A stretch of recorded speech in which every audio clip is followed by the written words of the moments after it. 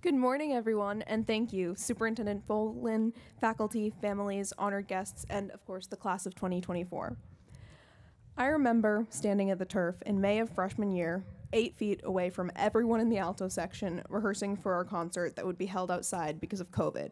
It was hotter than it is today, and I did not have the benefit of sheet music to fan myself like I see all of you doing.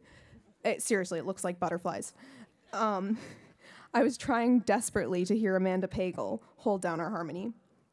But a few weeks ago, my friends and I visited our graduated friend at an a cappella festival hosted by his college. As one group performed fast gar, or photograph, one of my freshman friends heard me humming along to one of the harmonies, rather than the melody, which is what you're used to hearing.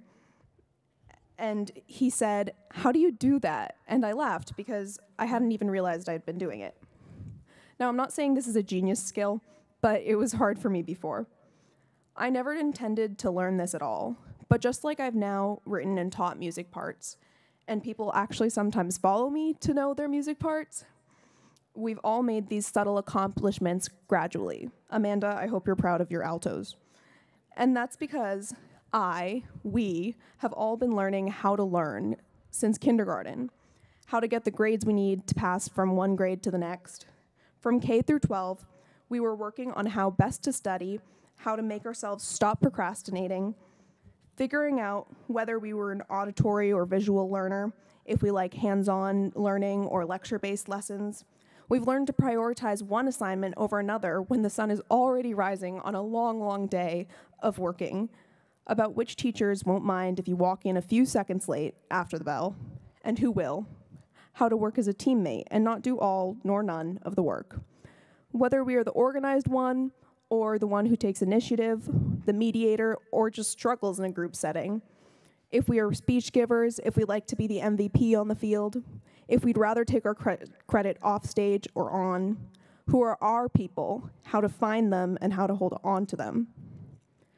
Not only that, but we've learned how to get to school, how to show up every day, setting a million alarms, or choosing your favorite song as a ringtone to motivate you, getting school breakfast so you don't have to pack it, picking and choosing how to use up your sick days, coping with the stress and pressure of school alongside extracurriculars, getting the minimum possible grade on an assignment to pass a class, balancing the stress of family obligations, health, and personal interests.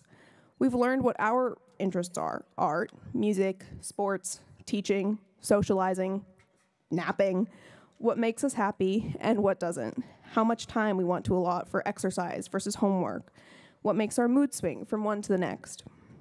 We don't all want to be here every moment of school, if any, but in working towards this same goal of essentially grades and attendance, we've cultivated abilities of adaptation and motivation and self-understanding that we can use in the future. We won't all remember every theorem or classical novel or the cell cycle, but in working our asses off to learn those things for a day or a year, we've learned how we each function and adapt to these goals. We spent the past 12 years cultivating our identity as students. Some are clinging to that learning style from high school as we ease ourselves into the next stage of life, while others are eager to escape it as they pursue what they've been passionate for all along. I feel this way because of 13 years of education, because for so long we've had the same goal and setting that we all learn to cope with and function within. And while what we've been taught directly may or may not matter, we can apply these skills of coping and adaptation to our future. While we must abandon all notions of life being anything like high school in the future, we have in fact learned how to learn for the future. Now, this comes from me, a nerd, someone whose main skills is academics, someone who actually likes math, although someone recently upgraded me from nerd to scholar, so thank you, John, and take that, Deanna. But I do think that in the end, no matter how we felt about it, our common goal unites us all. So maybe the lessons I've learned about myself are different from yours, and therefore any tidbits of advice I can offer simply aren't relevant to you. Not for all of us. I mean, after Scholastic Honors Night, as I attempted exhaustedly to get to bed, my mom interrupted me to receive congratulations from my aunt over FaceTime. And the first thing she asked me was, "How do you do it?" And I had to resist laughing. "Don't ask me that. How would I know? Do you need an autobiography to study?" Obviously, it was a rhetorical question. But the premise reminded me that people do truly think about that, how other people achieve and how you can learn from them. But the thing with advice is that truly it doesn't function to instruct, but to inspire. Very rarely is advice solicited, and that is the only occasion you might truly apply the advice you've received. Because the advice will only ever sink in on our own time. Our lives and minds are too different for it all to click the same way. What we really need out of advice is those little revelations and moments of admiration we feel watching other people, because that's what truly stays with us.